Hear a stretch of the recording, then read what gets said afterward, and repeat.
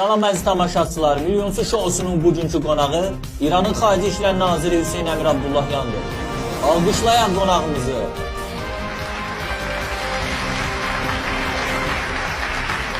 Aleyküm salam, aleyküm salam. Hoş gördük.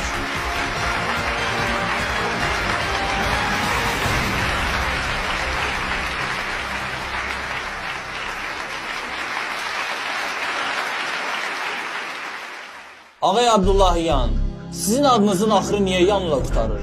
Soyadınız məgər erməni soyadıdır? O zaman belə çıxır ki, Salyan erməni şəhəridir. Yan, fars dilində ismin sonunda gələn cəm şəkilçisidir. Bunun Ermənistana adiyyatı yoxdur. Nəysə, haşiyyə çıxmadan gəlin verilişimizə davam edək. Cənab Abdullahyan, nəzərinizə çatdırır ki, bu sualları biz yox, xalq özü tərtib edib. Bizə yollayıb və biz də olduğu kimi sizdən soruşacağıq. Razısınız? Əgər sualları xalqınız yollayıbsa, elin gözü tərəzidir. Onsuz da dövlət rəsmiləriniz xalqın suallarını cavablandırmır. Heç olmasa qoy biz cavablandıraq. Cənab Nazir, ehtiyatlı olun. Bizdə xalqa həqiqətləri deyənləri DTX aparır.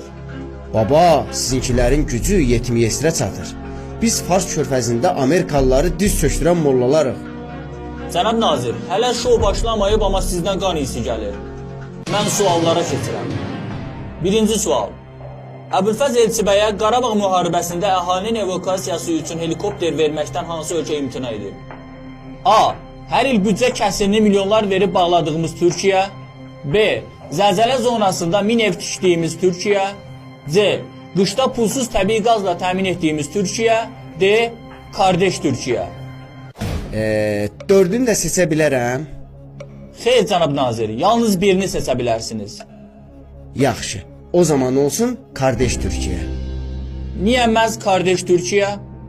Çünki rəhmətli Elçibəy deyib ki, bizə nə olur olsun, Türkiyəyə heç nə olmasın. Ona görə də Kardeş Türkiyə. Cavab doğrudur. Alqışlar.